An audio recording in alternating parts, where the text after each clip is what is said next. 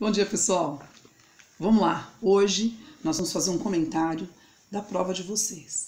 Então é interessante que vocês prestem atenção, né, com relação às questões. Eu não vou entrar muito em detalhes das questões de redação, depois vocês podem discutir com a prova de redação, mas nós vamos passar todas as questões de uma forma rápida, objetiva, para que vocês prestem atenção para saber, eu acertei, eu errei, o que aconteceu com a prova? A prova estava fácil, não estava difícil, né? As questões que caíram, por exemplo, de predicado nominal, né, nós passamos isso daí porque, na verdade, nem estaria agora, seria mais para frente, mas porque vocês já viram, seria só uma revisão à frente, né? Uma questão também que eu achei que talvez vocês tivessem um pouquinho de dificuldade, que foi, né, que caiu, que eu não acho necessária em prova, é a questão da escansão de sílabas poéticas, que realmente, né, eu não acho interessante por que de sílabas poéticas? É uma coisa meio estranha. É mais para vocês entenderem da cadência, de como ler, né, até como é que eram feitas as métricas, né, dos poemas. Então essas duas questões eu acho que foram as que tiveram assim, um grauzinho a mais de dificuldade.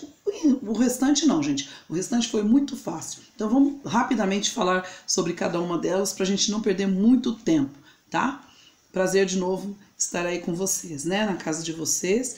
E vamos lá, né? Não vamos deixar a peteca cair, não. Vamos dar uma verificada aí o que aconteceu. A primeira questão, eu tô aqui com ela na tela do Note, era dos Meninos Carvoeiros, né? É um texto interessante de Manuel Bandeira, e falava que esse poema ele possui uma semelhança temática com o quadro de Cândido Portinari, né, no qual aparecem também as crianças bem sofridas, tal. É um quadro dos retirantes de Cândido Portinari.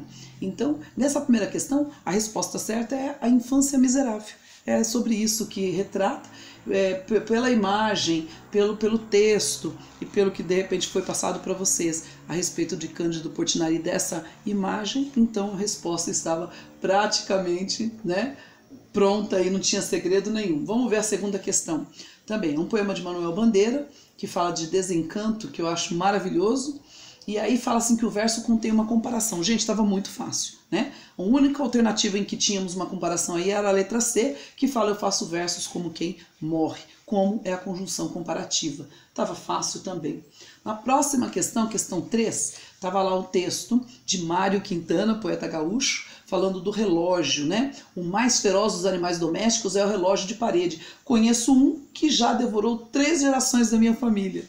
Olha, é uma forma metafórica de dizer já devorou 3 gerações, quer dizer, 3 gerações já conviveram com aquele aparelho. Então a alternativa correta é o A. Ao marcar a passagem do tempo, marca a aproximação da morte. Quer dizer, passou por 3 gerações, viveu, né? E as pessoas conviveram com aquele objeto e morreram e o objeto continuou com a próxima geração. Estava muito fácil também, era uma interpretação rápida e prática.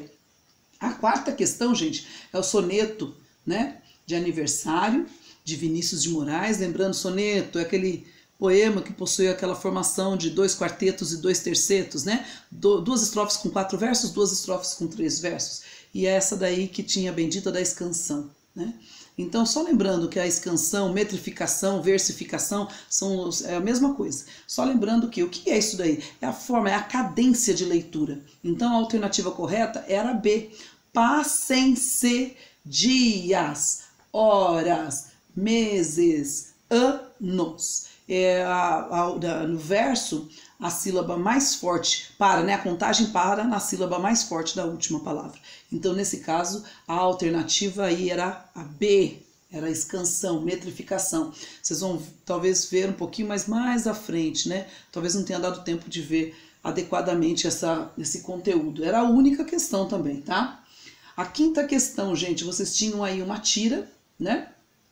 E aí tá lá falando do carro, faz de 0 a 100 em 3 segundos. E o preço também. Aí, gente, tá falando da velocidade e do preço, né? Então o termo também empregado no segundo quadrinho, ele assume a ideia do que, gente? Assume a ideia de que o valor do carro é bem expressivo tanto quanto sua potência. Então a interpretação estava suave dessa prova, de todas as questões, não estava difícil. Nós já estamos na questão 5. Próxima questão, 6. Leia a tira. Então tem lá a tira do analista, inclusive parece-me que ou já caiu numa prova ou no exercício, essa questão que caiu nessa prova ângulo, já era de conhecimento de vocês. Né? Ele não gosta de ser tratado de Vossa Alteza, porque sofre de medo de altura. Então já era uma brincadeira aí, né? Em relação ao uso do pronome de tratamento, o humor da tira resulta do fato de que o rei é a alternativa A, né? Interpreta a palavra alteza em seu sentido literal, altura, e não figurado, que significa nobreza, tá? Então esse daí também não estava fácil diante das outras alternativas, a interpretação bem rápida. Questão, a que eu falei agora foi a questão 6, né? Agora a questão 7. 7 vocês têm uma tirinha da Mafalda aí, né? E aí fala assim, a oração que apresenta um predicado nominal é...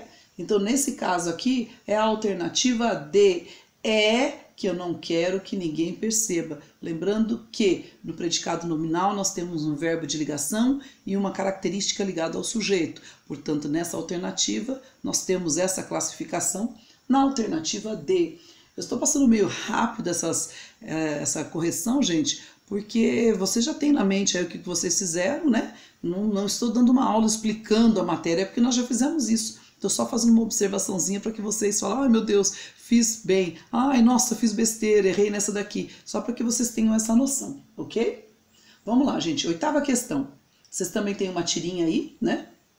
E aí nós temos lá, ó, assinale a alternativa em que o termo destacado é complemento nominal. Se vocês lembrarem na minha última aula que eu passei de complemento nominal, se vocês não conseguissem, meu Deus, peraí, complemento nominal é a palavra, é o termo que completa um substantivo.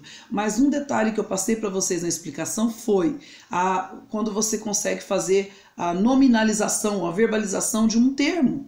Então, por exemplo, todos esses aqui, se vocês não soubessem, na alternativa B, onde está escrito manipulação traiçoeira dos desejos humanos. Então, de repente, eu não sei agora. Então, manipular. Manipulação é um substantivo. Eu posso trocar por um verbo manipular. Então, dos desejos humanos, completa o substantivo, tá? Manipulação.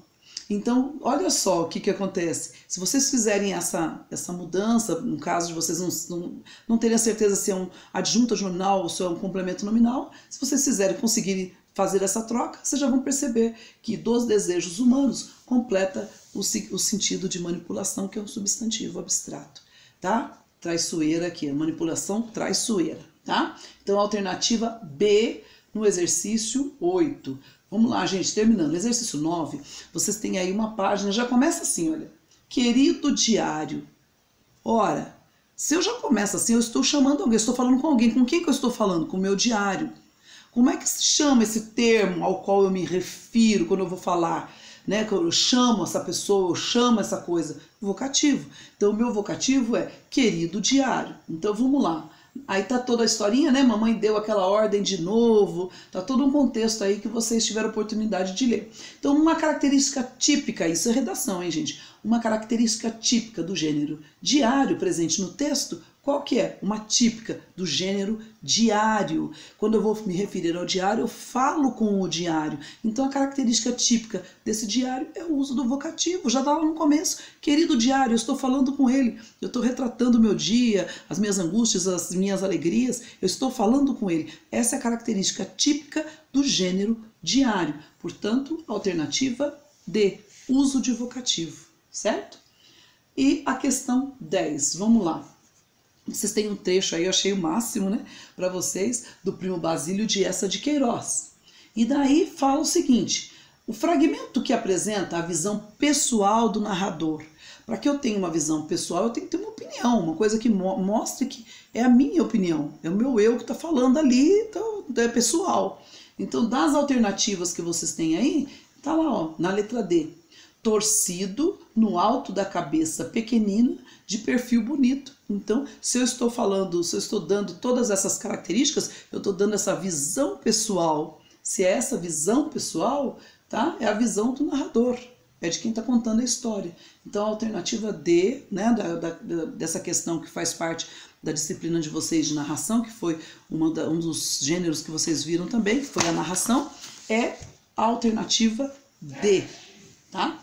E só para poder fechar aí com vocês, para fazer um comentário, né? Depois vocês tiveram aí a oportunidade de fazer a redação de vocês, mas eu acredito que a Pro Sueme vai fazer um comentário com vocês sobre o tema. Eu achei até interessante, né? Eu não vou entrar em detalhes, mas assim, exigiu bastante, né? Vocês teriam que se enquadrar naquela personagem que eles estavam falando, que tinha chegado há pouco tempo, tal, né? Naquele país. Eu achei muito interessante. Eu espero que vocês tenham desenvolvido com maestria, porque vocês têm condições para isso.